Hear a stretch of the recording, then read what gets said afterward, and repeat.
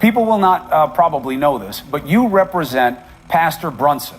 We thought that there was going to be a breakthrough, and then it went quiet. Turkey should not get away with holding my father one more day. Right now, a mid-state pastor's family is fighting to bring him home. This wouldn't have happened if they didn't know he was a Christian. Christian leaders are speaking out against California Governor Gavin Newsom's order prohibiting singing in churches, telling them to just keep that part of their worship at home. She was wearing this mask. They told her to take it off, saying that it violates school policy. The ACLJ has a long and distinguished history in fighting for religious liberty. At the ACLJ, this is our number one issue. It's why we're founded, is to protect our religious liberty rights. The religious liberty issues took very center stage, in part because I had a series of Supreme Court cases that went before the court that involved religious liberty. It started with Jews for Jesus and their ability to engage in evangelism. Then it became whether students in high school could start Bible studies and Christian fellowship organizations and events like See You at the Pole. Then it was, can churches utilize facilities like schools when they have a use policy that allows every group to utilize their facilities, but they say no to the churches. So we had this series of victories that kind of set us up as the religious liberty team. One of the things that we do at the ACLJ and that we have done for decades is to advocate and represent Christian organizations, whether it be churches or nonprofits. The ACLJ's role with respect to religious liberty has been recently emphasized by the authoritarian decision-making of many state governors. Religious liberties are paramount. People are able to exercise their freedom of religion in whatever way they choose. Religious freedom is really human freedom. Religious freedom could well come under attack if the U.S. administration doesn't take that seriously. Our administration did. We appointed a senior leader, former Governor of Kansas, Sam Brownback, to be our ambassador for religious freedom. And I was very focused on it. The president was the first president to go to the United Nations and speak about religious freedom in an important way. So when you're in a country that protects religious faith, what does that mean? Does it mean I can believe whatever I want, but what does it mean in action, and that kind of balance between liberty, but also the safety of others and protecting other people's liberty and safety? There are historians that point out that religious persecution, particularly the persecution of Christians, is at its highest level since the first 3 centuries when the Roman Empire led religious persecution. The British Foreign Secretary says Christian persecution in some parts of the world is, quote, close to meeting the international definition of genocide. Some countries in the Middle East, the People's Republic of China, North Korea, where altogether millions of people are executed and imprisoned simply because of their religious commitment. One of the most significant examples was when Turkey wrongfully imprisoned Andrew Brunson, who was a longtime missionary in Turkey. They imprisoned him on account of his faith and really held him hostage in trying to negotiate with the United States. The pastor is still in prison with no signs of getting out anytime soon. The issue of Pastor Brunson being held in Turkey was an incredibly important issue for the United States government. And all of our ambassadors overseas were called upon to pressure our governments to stand with us. Leaders around the world understood that we were serious about this.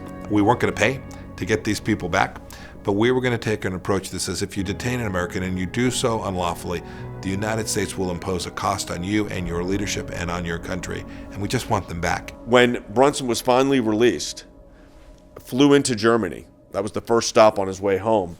Who meets him at the airport at 2:30 in the morning?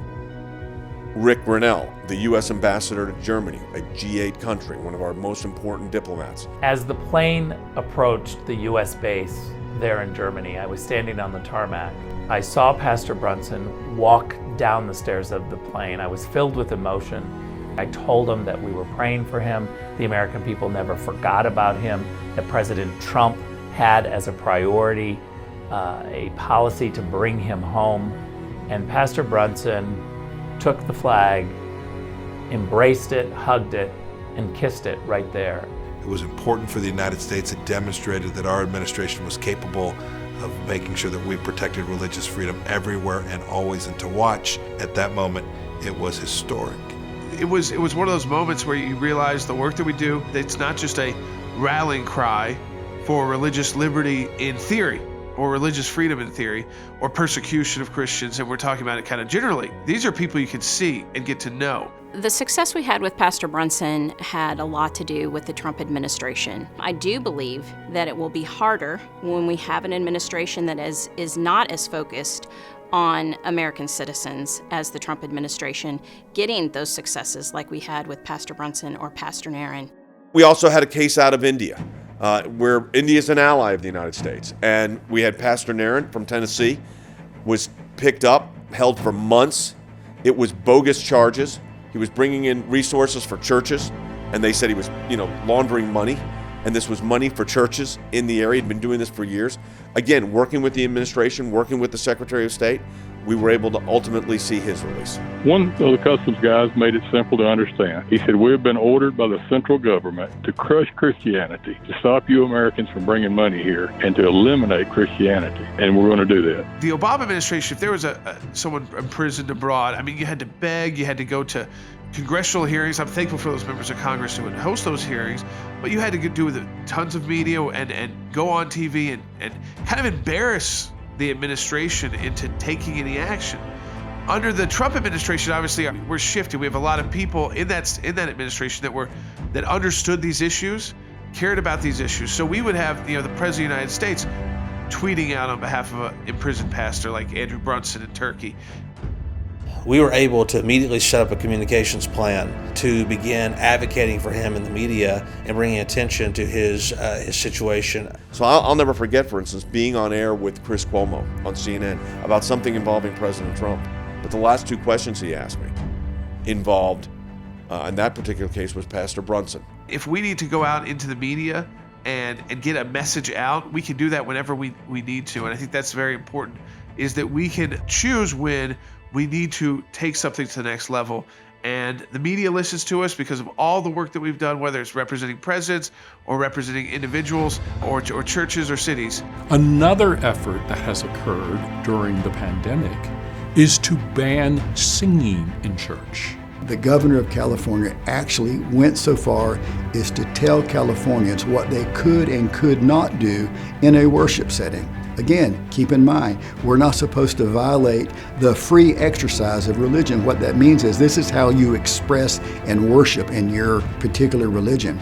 It is a violation of the free exercise of everyone's religion there. We do not believe in the ban on singing and praising God as was put upon us by the Biden administration.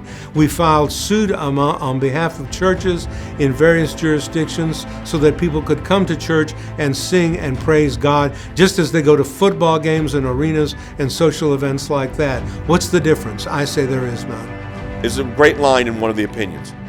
Caesar's Palace in Las Vegas was open, and the justice writing the opinion said, "It would be ironic and wrong if Caesar's Palace can stay open, but Calvary Chapel has to close." It was God versus Caesar kind of thing. And we were successful at the Supreme Court on that front. And so one of the things that the First Amendment provides, it provides protection against discrimination on the basis of one's free exercise of religion.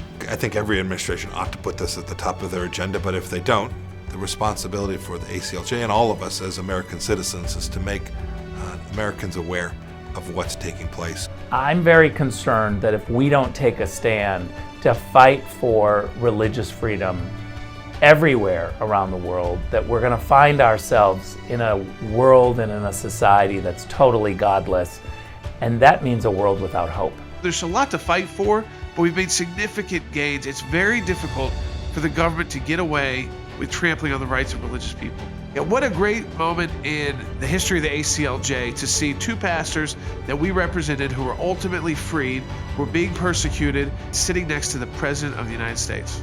I was held in Turkey for 2 years, and you took unprecedented steps actually to secure my release, and your administration really fought for me. I'm Bryan Nerren. Spent an unexpected trip there in India. I was not going to India. I was going through India to Nepal. I've been working for the last 18 years. But on behalf of my family and myself, thank you. President Trump for getting us out and getting us home.